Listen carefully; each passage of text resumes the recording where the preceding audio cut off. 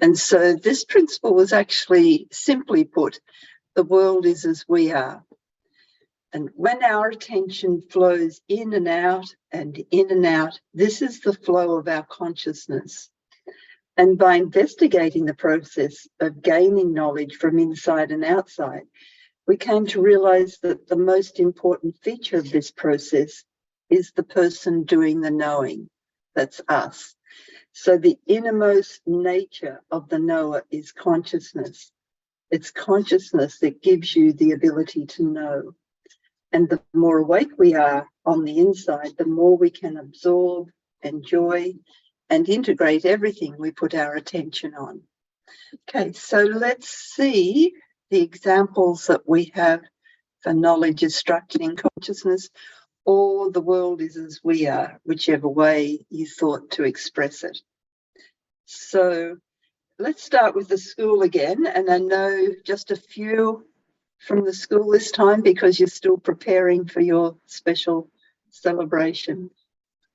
That's right. I've got 3 assignments, so I'll share them. That's fine. Okay.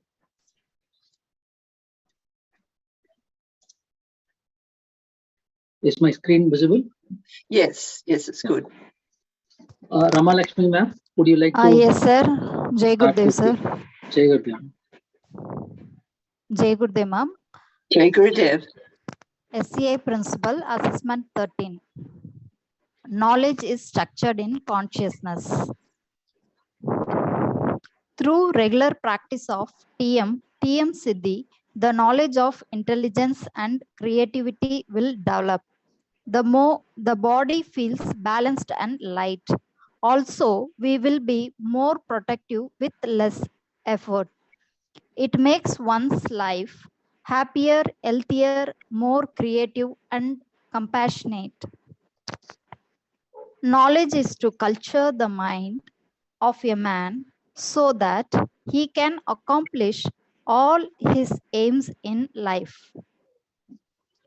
Knowledge helps us to understand the world, and it is used to analyze nature and discover its secrets and explain its existence. Example. Below statement belongs to the MVM Chetpat student. One student, S. Gopinath, studying in MVM school from pre-KG. Now he is studying in class 11A3. When he was in class 5th standard, he was a very dull student and weak in studies. The method of education in this school helped him in concentration and improvement in academics. The meditation practice in this school helped him to realize his talents. When he was in class 9th standard, he discovered his passion in game developing. Currently, he completed 20 courses and developed more than 15 game series on his own by using C++ program. Also, he is interested in graphics and animation. And now he started creating his own animations. Meditation helped him in education as well as in game development. So, school helped him with his knowledge in a healthy way. Knowledge has organizing power. Find the attached above mentioned student speech. I'll try to put the speech on. The audio is a little bit not up.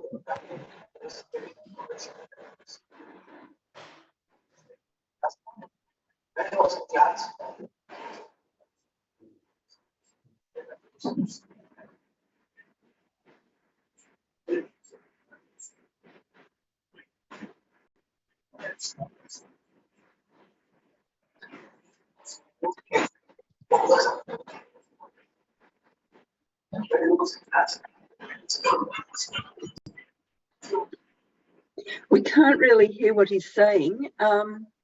Did you tick the share video and, Yes. and sound? Yes. It's not really coming through. Yeah, the quality is a little bit low. So what we have done is whatever he has said, we have actually commented here. That you This put in there. paragraph is basically what he has summarized. So Yeah. he says that he was a dull student in 5th standard, and the meditation helped him to identify his talent. And in 9th standard, he discovered his passion towards game developing, and he has developed more than 15 game series using C++, and is currently studying in 11th standard. So he wanted to thank the school, and we thought that this was a good case study to be presented as well. It's beautiful. And that's a field that requires a lot of creativity, and there's no other place it's coming from than from within him, from that field of pure consciousness within him. He's been able to draw on that to create these new games. So it's amazing. Congratulations, you've done well with that student's achievements. Thank you, ma'am. Thank you. So the next assignment was from Tarakeshwari ma'am. Tarakeshwari ma'am, would you like to present your assignment? Yes, sir. Jai Gurudev, sir. Jai Gurudev ma'am. Jai Jai Gurudev. Gurudev. Jai Gurudev. So knowledge is structured in consciousness. So the center point of this principle is knowledge with consciousness helps to organize oneself in a better way. The world around us is as we are.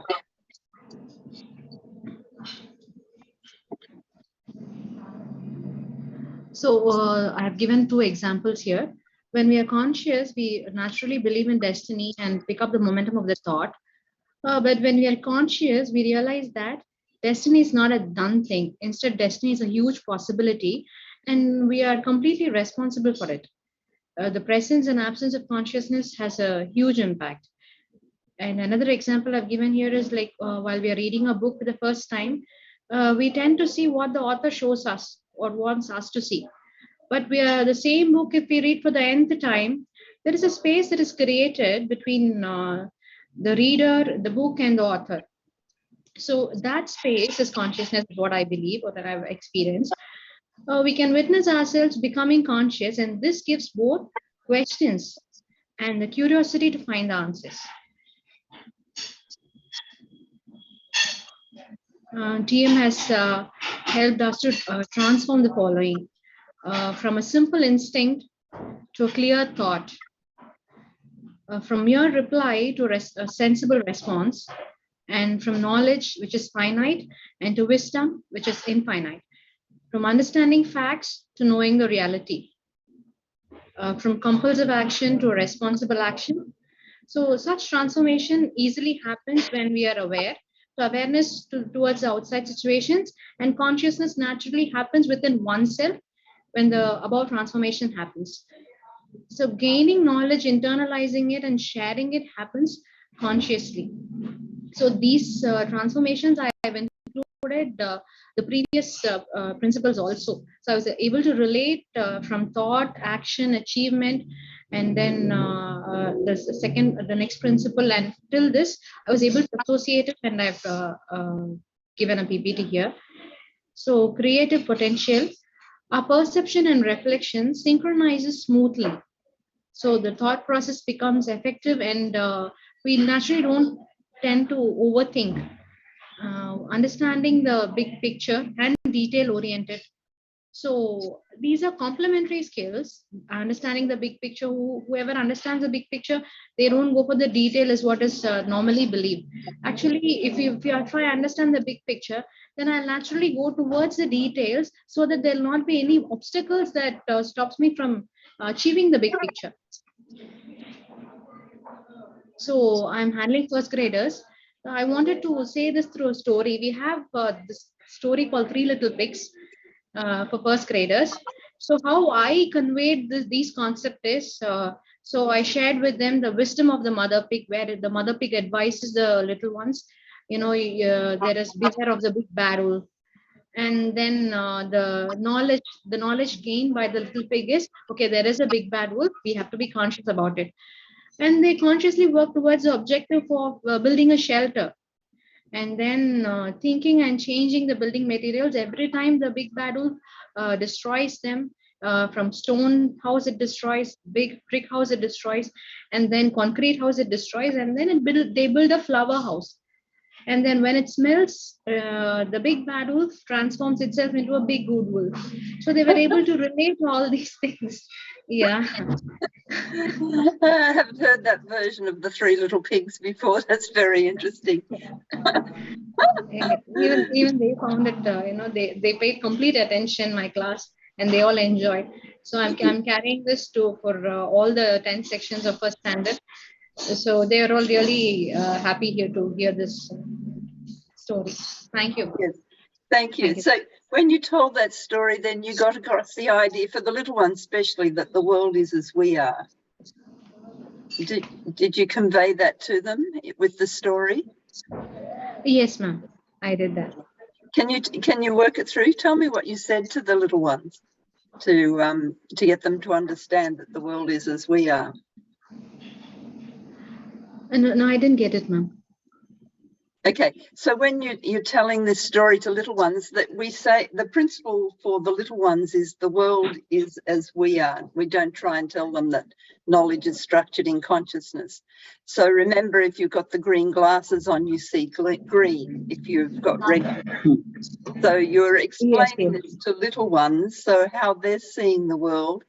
You know, the mother pig's telling them about the world, and then they're coming to have an observation of the world from their own perspective in a way. So, and the story I know started with a straw house, I think, and ended up with a more solid house. I love your this story ends up a little differently, where they finally build a flower house.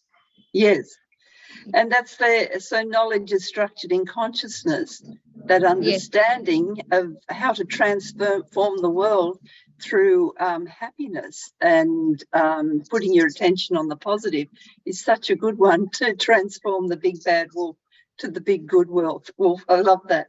So, just that message that our kindness and generosity and sweetness to others is more effective in making a difference to the world.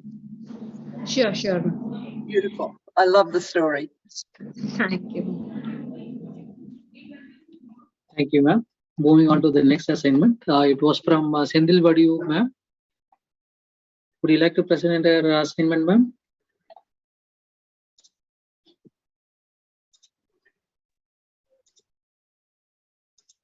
Yes, Jai Gurudev, ma'am. Jai Gurudev, sir.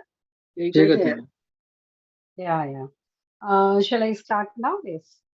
Yeah. Yes, I have given some explanation for the knowledge structure and consciousness. It's one of the Maharishi Mahesh Yogi's most profound and most frequently shared quotes. Ironically, one's understanding of the quote is also depend on one's consciousness. As knowledge is structured in consciousness, consciousness is the basic reality of all knowledge. Without the intellectual understanding of consciousness and without the experience of consciousness, the expression of the field of consciousness are meaningless, baseless, and fruitless. See, I have given some examples for this. Different colored glasses change our experience of the world. If we have a diamond, but we didn't know its worth, we may feel it weight and we may discard it. A string perceived as a snake creates distress. And when the truth dawns, the fear may disappear. When we are tired and dull, our experience is limited. When rested and fresh, we can enjoy much more. And related to transcendental meditation, see, for knowledge to become knowledger, there has to be a knower. That is someone to take the knowledge from outside and process it inside. See, you are knower and everything. Depends on the state of consciousness. Through transcendental meditation, our consciousness becomes bright, clear, and we experience the full value of knowledge inside and outside. That's all, ma'am. Thank you. That's beautiful. Perfect. You've covered that, summarized it so beautifully. Lovely examples. Thank you. Thank you, ma'am. Thank you. Thank you, ma'am. I think we are done with the assignments. I just have 3. That's fine. Thank you so much. Thank you. Okay, and so university people. Oh, we've got Pragya coming on straight away, so go ahead. Jai Gurudev, ma'am. And Jai this, like we discussed in last class, ma'am, this principle is actually my favorite principle because it's related to psychology. Let me share my assignment with you. So, my screen is visible, ma'am. Yes, it's good.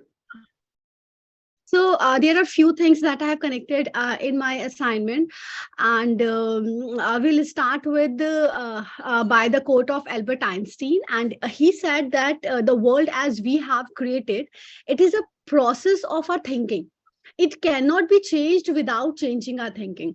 So this is a very beautiful quote, and if we can divide the quote into many parts, but the essence of the quote is the same, that we see the world not as it is, but as we are. Or as we are conditioned to see it. When I say conditioned to see it, it's like how we are growing since childhood. We are seeing things and we are taught that we should do these things and we should not do the anti-social things, or the society, whatever it's teaching us not to behave in a certain manner. So that's only I have mentioned over here, that what we perceive outside depends upon our inner, how we take those things. Example, if we see, like we have already discussed this example, that if we see through green glasses, everything we see is green, and people build a model of the world and impose that model on the world as they see it. Means there are certain people and they have decided a norms that this is how the world should look like. So we all are following it, and I personally believe that it implies that every one of us has a distinct and individual worldwide view, and our ideas are shaped by our upbringing, the lessons we were given, our experiences, and those of others around us. So it is possible that if someone else wouldn't perceive things the same way we do, or we feel the same about it. So we won't be able to say that who is accurate. Maybe both are accurate, or maybe none of them are. It just the perception is. And how I have learned from TM is that I believe that perception is projection, and I have attempted to believe that when someone treats me well, they already know how lovely I am. But I have some of the understanding that amazing individual reflect their excellence into everyone, onto everyone. Like in last class, I said that beauty lies in the eyes of beholder. If someone is nice to someone, it's because of a few perspective that he is able to recognize, and he's ignoring few principles, because we all are animal at the end, so we do have some instincts. And since I said that we all are humans, so it's very obvious. And so if we'll talk about the negative people, they used to transfer their anxiety and hatredness on others, like saying bad words to them, or a segment of society, they don't accept it, they spread hatredness throughout. So I firmly believe that world views reinforce themselves because individuals act accordingly.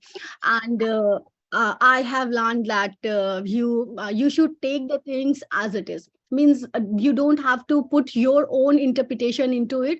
Just accept the things as you see them. And yes, these are the lines that you have quoted, ma'am, that not only intellectual understanding, but also experience of true inner self is important. And through picture, I found this picture, and it simply says that this is a 6, but it's just a perception thing, that if a person is standing at another side, he find it 6, and the person standing opposite to it is finding 9. And one picture that in psychology we used to use this picture, it's again the perception that how you see. Some people might find an old lady in it, and some might find a young lady covered with all furry clothes. So it's all about the perception. So individual, it depends how the individual is taking this picture. Over to you, ma'am. Thank you, ma'am. That's beautiful. Absolutely beautiful presentation. And I just love the 6 and 9. I haven't seen that before. I've seen the one of the old lady, but the 6 and 9, that is perfect. It just captures it so beautifully. Thank you. Lovely. Thank you, ma'am. Okay, so any others from the university?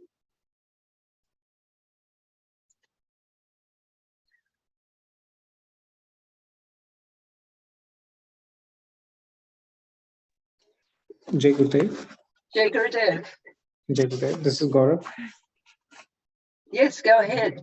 Have you got Uh, Mudita with, is Mudita with you as well? Actually, Mudita is being called upon by the VC sir. That's okay. So, yeah, she is just left, within 2-3 minutes. So, Okay. We were quite busy, during our last session, we could not attend. So for the next session, we will be prepared with our assignments and all. All right, great. I look forward to it. Okay, so do we have anyone else before we go on?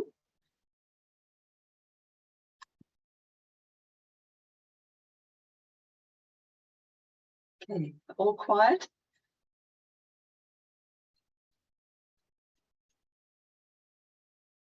All right then, so we'll go on to the next one. I'll just put the screen up.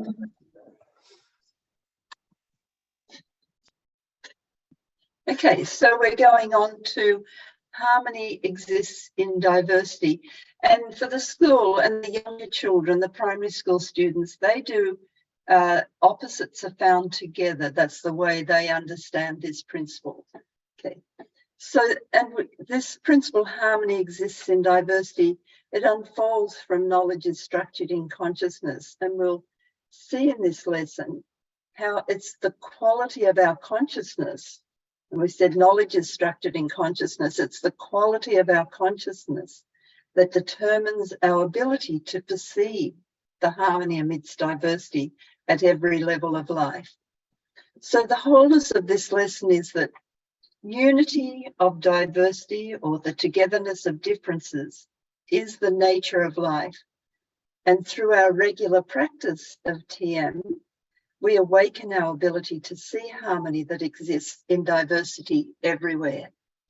And I just thought I'd start with Rajeshri Emily's beautiful song, and it's for the primary school. So she's singing Opposites Are Found Together, but we'll return to that later when we look at states of consciousness. We'll see how opposites are found together. So I'll just play this for you.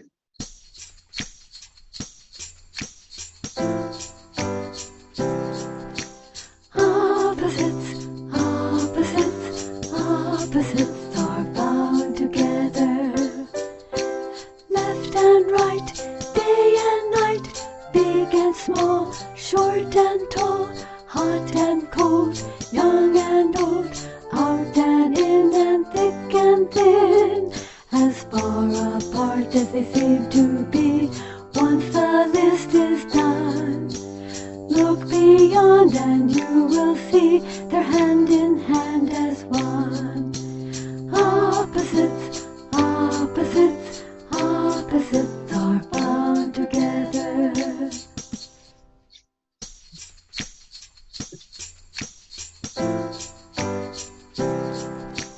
Opposites, opposites, opposites are found together. Left and right, day and night, big and small, short and tall, hot and cold, young and old, out and in and thick and thin, as far apart as they seem to be, once the list is done. Look beyond and you will see they're hand in hand as one. Opposites, opposites, opposites are found together. So lots of examples there for the younger children, and we'll make sure that for the primary school at least we'll get all these, once they're all produced and packaged, we'll get these beautiful songs to you so that you can start your study of each principle with them. Oops, and I'll move that on. So returning then to the idea of harmony exists in diversity, I'd like to start with this beautiful quote from Maharishi. And he said, "This is what the sap does in the flower. It creates the stem, leaves, and petals, bringing out the unique beauty of each. When the sap is supplied, each different leaf and petal is enriched. But at the same time, the unifying value, the area where the petals meet, is also strengthened. Thus the green becomes more green, the red becomes more red. The sap strengthens and supports diversity while integrating all aspects into a unified whole." So very beautiful quote. And you can see this, that, you know, the great variety of living forms, they coexist in a single balanced ecosystem where all things in nature are harmoniously interdependent and mutually support each other. And wherever you are, whether it's your own backyard or you're looking at, you know, a beautiful ecosystem somewhere far away, you can still see this principle that harmony exists in diversity, from the smallest ecosystem to a vast area. So, and during the week, it's good to just look at this. If you're outdoors, just look at it. Or it even could be just that bouquet of flowers. Just find that harmony that exists in diversity. And we see it in our own, looking at the people of the world, and that expression, Vasudhaiva Kutumbakam, the world is my family. And wherever we look, we see diversity, people, places, things. If there's friends, there's buildings, there's cars and books, music, art, fashion, food. The world is filled with differences and different shapes and sizes and styles and colours, sights, sounds, flavours, textures, fragrances. Diversity of life fills our senses. But when we look more closely, we see the harmony amidst the diversity. We see the billions of people live together in families, communities, and nations.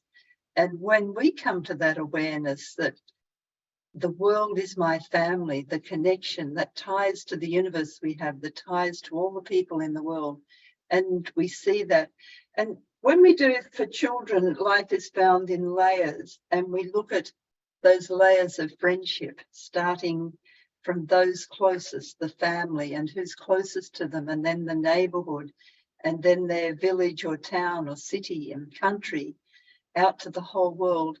The children get this appreciation that the world is my family, and we can draw back on that when we look at this principle of harmony exists in diversity, or opposites are found together. And harmony is not about the absence of differences. It's on the contrary, it's the integration of different values which makes every individual shine in his or her uniqueness.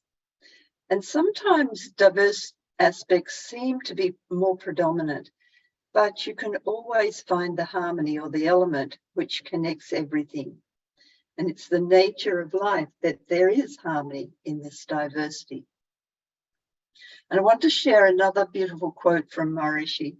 He said, "An artist develops harmony out of the differences born of the strokes of his or her own brush." This portrays the functioning of creative intelligence. So creative intelligence produces the first stroke of difference on the pure white canvas of its unmanifest nature, and then continued strokes develop harmony out of difference. Difference and harmony together. This is the supreme stroke of creative intelligence. So just such a beautiful analogy, seeing the artist with a blank piece of paper, and then that first stroke creates difference. And then as the strokes continue, we get that harmony as the wholeness starts to develop on their canvas or on their white sheet of paper.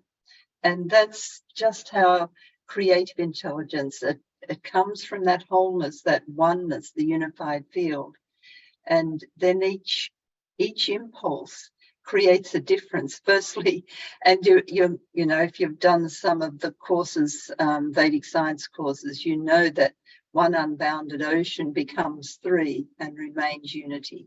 So we have, and in every study from that field of creativity, we have Noah, the process of knowing and known, so that that one becomes three again, but that unity underlies it all. And so we can see this harmony exists in diversity in so many areas. So in music, the diverse patterns of notes can be blended together to create musical harmony. And for orchestral pieces, composers arrange the sounds of many instruments together to create harmonious pieces of music. And if we look at a building and its construction, it starts with harmony, that wholeness or the vision of the architect. And then on the empty space, maybe a block of land, just like the artist's canvas, a building materializes. And all the elements, the materials, the trades working together in harmony, they bring that wholeness, that harmony together. And you see that, you know, you have a project manager there, and he has the wholeness within his vision and brings each item together in the time and space that's required. And then you end up with this building that just displays harmony amidst all the diverse elements that have gone to create it. And we see this also in the different foods that we're eating. And we find, of course, they have different tastes and they come together in each meal. And it's the harmonious blending of the different tastes that make a harmonious and a balanced diet. And from Maharishi Ayurveda, we know that there's different tastes. There's sweet, sour, salty, pungent, astringent, and bitter. So 6 tastes, and we need to have these at each meal in different proportions depending on the individual. But even if one taste is missing, we can leave the table feeling that something's not fulfilled. So there needs to be a little bit of each in a balanced way to give us that nourishing and harmonious diet. And then when we look at science, it's the task of the scientist. It's always to find that unity, the underlying non-changing laws amidst the infinite diversity in the universe. And so the scientist observes the world around him or her, records what they observe, and then studies the data to find whether there's some regularities in what has been observed, some patterns, repetitions, things that seem to always occur. And these patterns guide the scientist to unifying principles in their field of study. And when the scientist understands the unifying or harmonizing principles of the phenomena, then they can formulate a theory to explain the observations in the simplest possible way. So that's the task of the scientist, to find unity amidst the diversity. And verifying this principle in our practice of TM, the TM technique effortlessly takes our attention inside to the level of life's unity, to the unified field. It enlivens our ability to see harmony amidst diversity in the universe and awakens a harmonizing influence in the diversity of our lives with our friends, in our family, our world, everywhere. And I wanted to play this. This is from a global family chat. And this was a question from the press conferences, Maharishi press conferences. And someone asked Maharishi a question. They said, Maharishi, you have described the power of nature as being peaceful and harmonious. And yet some people, while realizing the beauty of nature, feel threatened by what they see as nature's destruction and violence, such as natural disasters. And while you see harmony and peace, how do you reconcile these two opposing viewpoints? So they're asking Maharishi how he finds that harmony amidst the diversity of life. And this is his answer.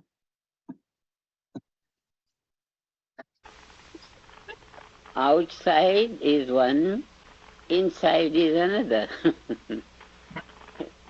So they may be afraid of outside, but they would enjoy inside. Out and in, that is the difference in the diversity and unity. Inner unity, sameness and all that, and outer diversity. So these are the two parts of life.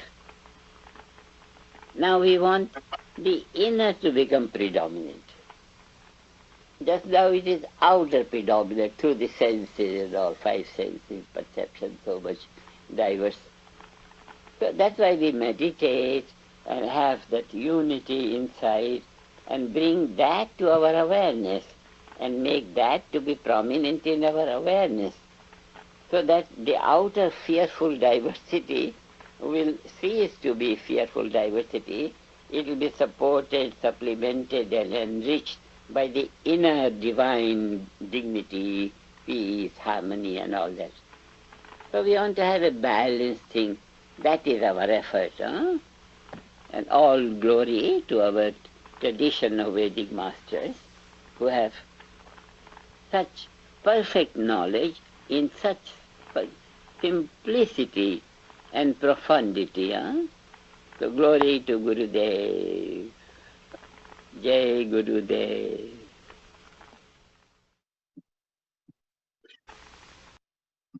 So beautiful reply there. And it reminds me of that analogy of the little boat on the ocean. So, being tossed around by all the waves and, the wind's blowing the waves, they're rising high. The little boat gets tossed and tipped around. But if it can drop its anchor down to the depths of the ocean, then it brings that stability. And that's what Maharishi is saying. We need more of that inner silence, that harmonizing effect within. And then the turbulence of the outside doesn't sway us or affect us so much. And so to come back to this and looking at our TM program, and actually coming back to the understanding of this principle as opposites are found together, the experience of transcendental consciousness is an experience of profound restfulness and pure wakefulness at the same time. So there's two opposites, restfulness and wakefulness at the same time.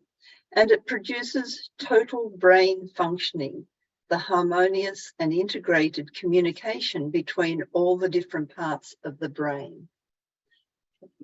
And then if we look at cosmic consciousness, we see it is the experience of two distinct realities, so two opposites together, the self with the big S self, which is harmony, and the non-self, the diversity, coexisting in our lives simultaneously. And another quote from Maharishi, he said, "It's great fun to experience both unbounded awareness and the expressions of life together at the same time, to integrate the two extremes in one's life. In between these two extremes flows the river of life, which brings that balance necessary for complete enjoyment. Fulfillment is a state of activity in silence, a state of perpetual rest in the field of activity. This is the goal of all achievement." So again, that opposites found together is the goal of all achievements. And in unity consciousness, we experience everything as an expression of our unbounded self.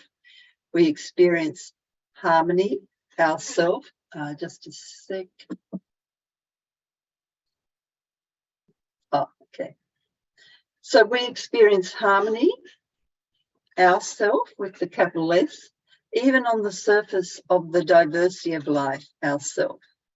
So this is the ultimate meaning of harmony exists in diversity, the harmonious, completely unified field of the self, known and experienced as permeating every diverse element in the universe.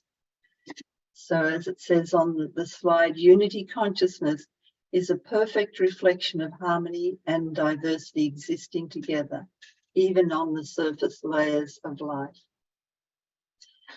And harmony and diversity are always there. Our ability to perceive and enjoy harmony amidst diversity in the universe depends on that quality of our consciousness. So this is going back again to that understanding that knowledge is structured in consciousness, that ability to perceive harmony and diversity at the same time depends on the quality of our consciousness. And as Pragya already said, beauty is in the eye of the beholder.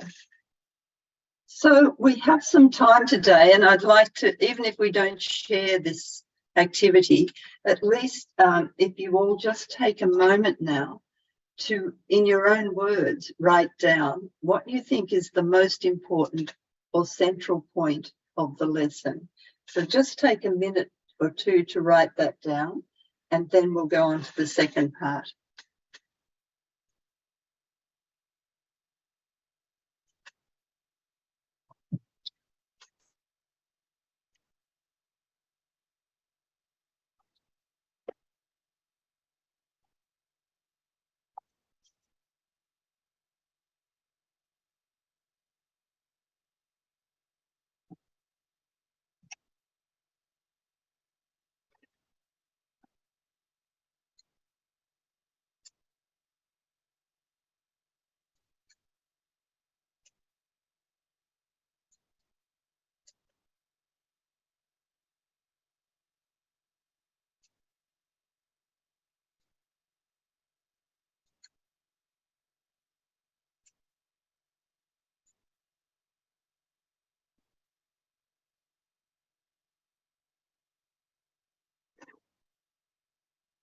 Okay, so now we can move on to the second point. How does this point, that first point, relate to what you know about the full development of consciousness, to the development of your creative potential as a result of your practice of TM and the TM City program?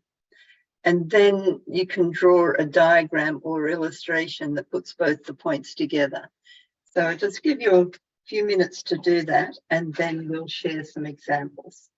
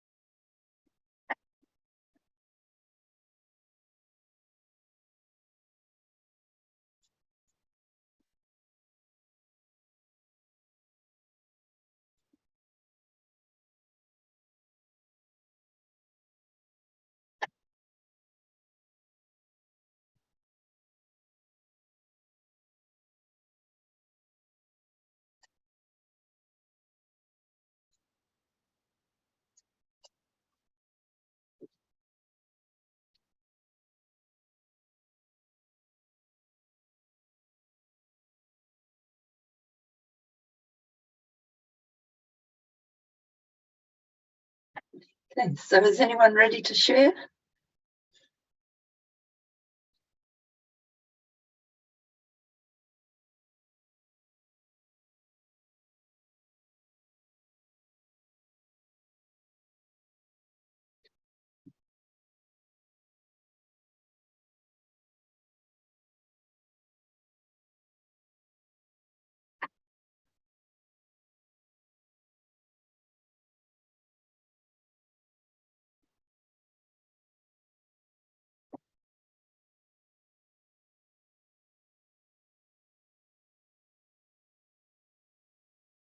So how about someone from the school that didn't speak today?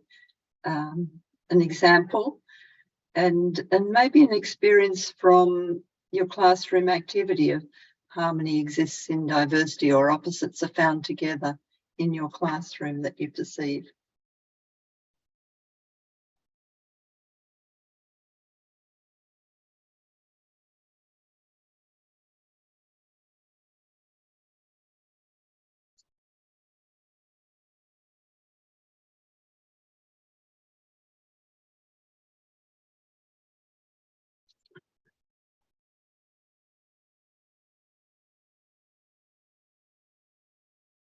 Yes, Pragya, go ahead.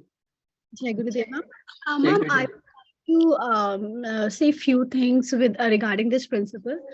Since ma'am, in India, we are moving towards the inclusive education, that we are considering every aspect of the society, such that we can take everyone, all students, doesn't matter he is disabled to a certain limit, they are admitted in the classroom, such that they all come together, despite of their caste, creed, sex, religion, whatever it is.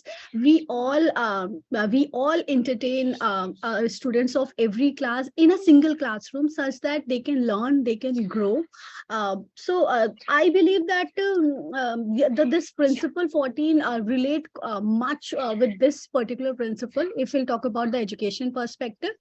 And the another thing that I would like to relate is through it's with our body. Like if we'll talk about the homeostasis system, that how our body behave with the outer environment.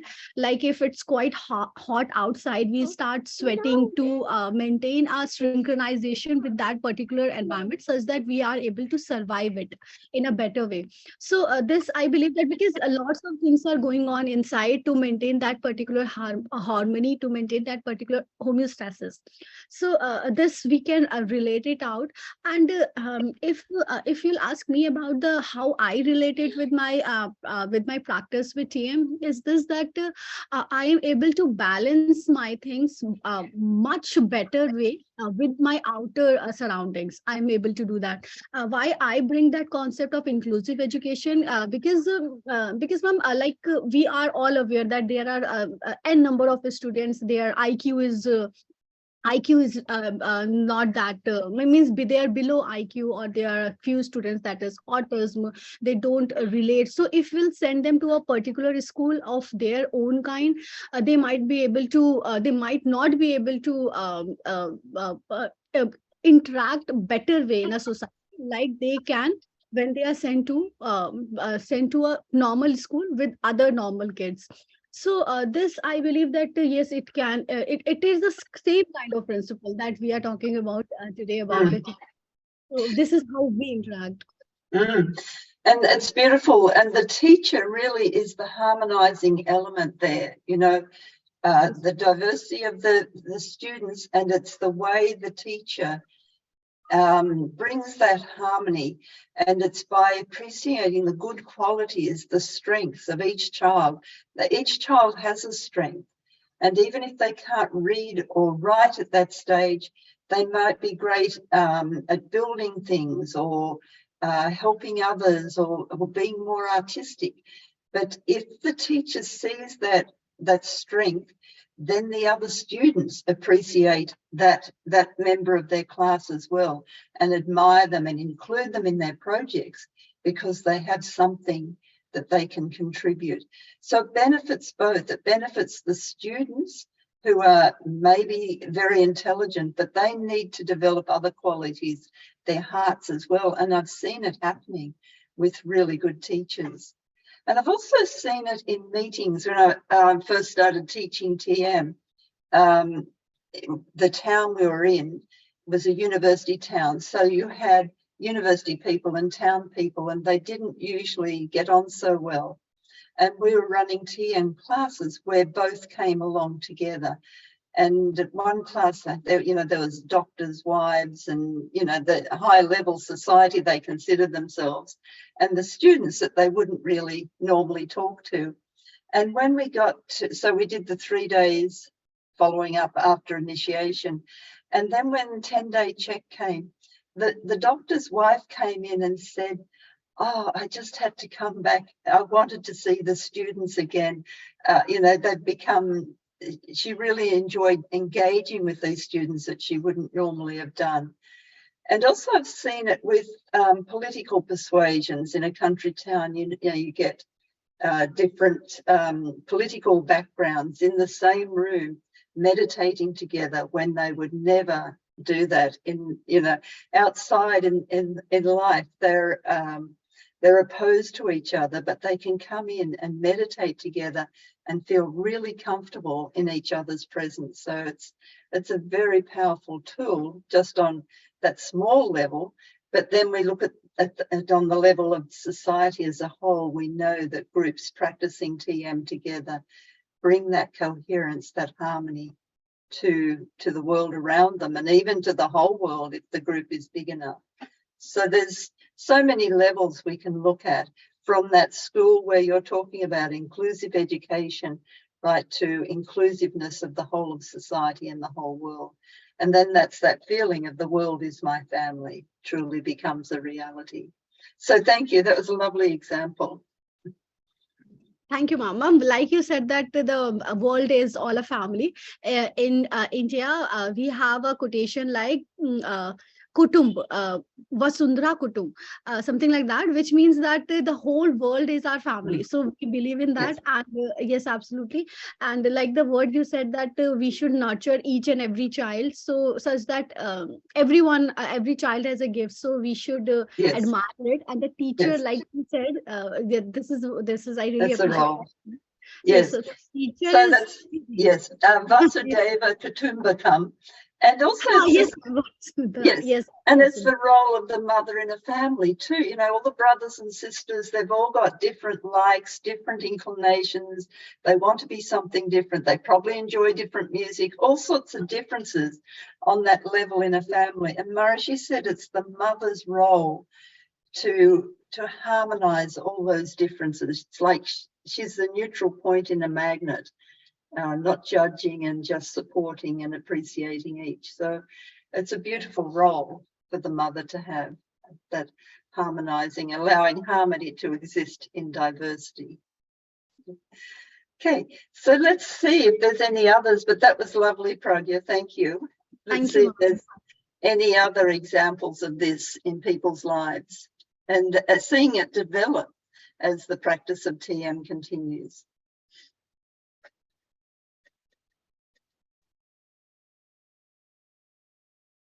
Just come off mute and turn your camera on if you'd like to share an example.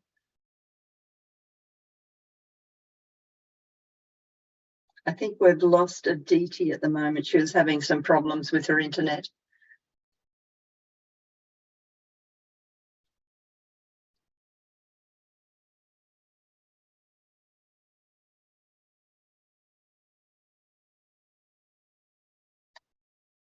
Okay. Yes, come on. The school's got something. Yeah, this is Sundareshwar. I would like to add one more point as Pragya started with diversity and accommodating into the schools. One point that I observed that happened during COVID is that the diversity or the drastic difference of providing the education in a platform that was offline, that is one-on-one, face-to-face. And because of the need of the hour, the whole people of the school and the students and the parents was so easy to transform themselves and learn through an online platform. So the 2 years that we were keenly observing how the results were, it was actually well received and the results was also not affected. So I feel that two different things, which is totally the teachers who were decades together very used to of providing a mode of communication or education was completely drastically changed, and that change was easily received. I feel that TM has played an important role in doing it for our particular school. Beautiful. And that flexibility it builds in, flexibility, adaptability as a result of their practice of TM. You can, when something comes that you're not expecting, you can make the most of it and deliver. And that creativity, as your student displayed, the creativity of the teachers to bring that harmony to, then the students are in their own homes. And so they're really in a unique situation, but the teachers through online learning are able to bring all of that together with harmony still and allow the learning process to occur without much effect on the students' outcomes. And I think it's brought a more powerful tool into learning as well. So, I think even I can see in the future if a child's not so well or can't come to school, when they can hop online and still enjoy their lessons, and even that, as long as they're well enough to pay attention but not well enough to be at school, then that option's still open to them. So there was some progress made, I think, through that time, which was very challenging for everyone, really, but we can always find some positives that came out of it. So yes, thank you for sharing that. I think you have a wonderful school, and I'm just thinking, when they start to do these principles, we can stay in touch. And if you want any of the materials that I've got, and especially Rajeshwari Emily's songs, the main thing is that when they start, they do the principles in sequence. So they don't just think, oh, I'm doing this activity, that's an example of this principle.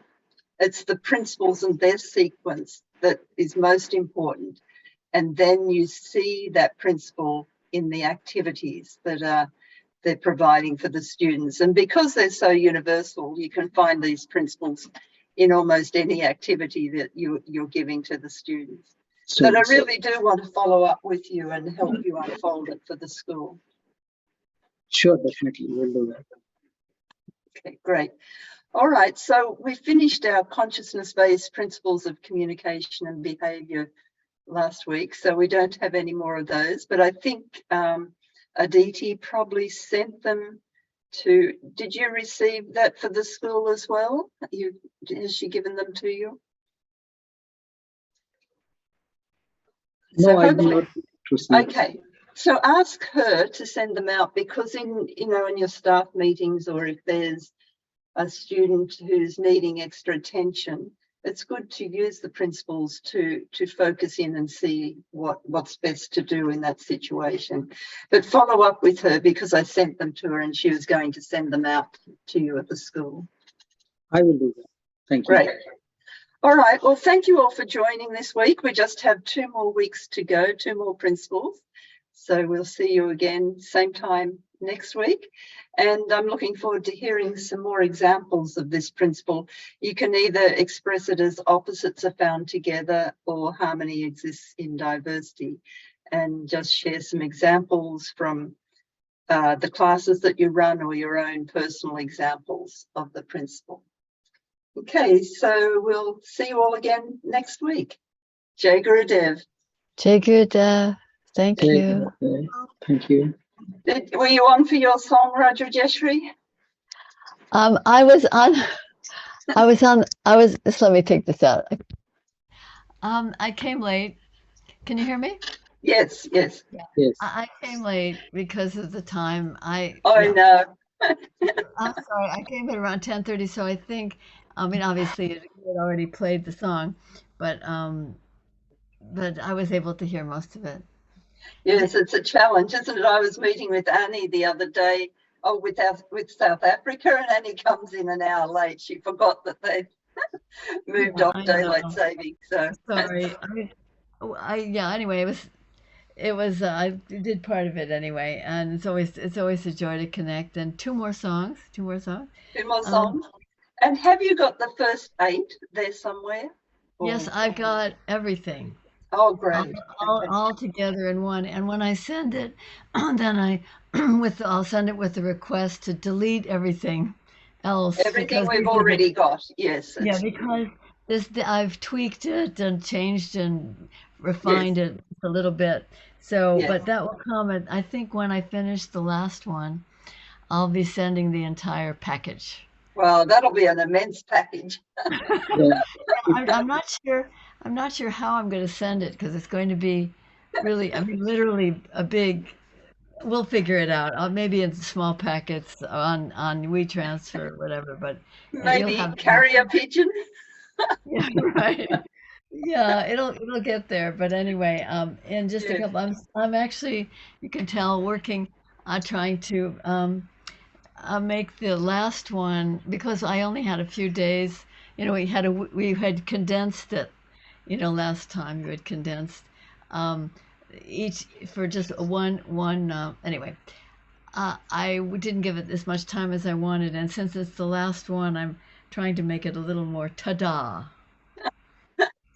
Well, in Australia, we're celebrating World Children's Day on the 20th of this month. And what we're doing is going through everything we offer for children. So we're starting the Healthy Happy Mother Baby program. So we'll launch that. Beautiful. And then we'll talk about Ayurveda for children, for babies right through to the end of school age.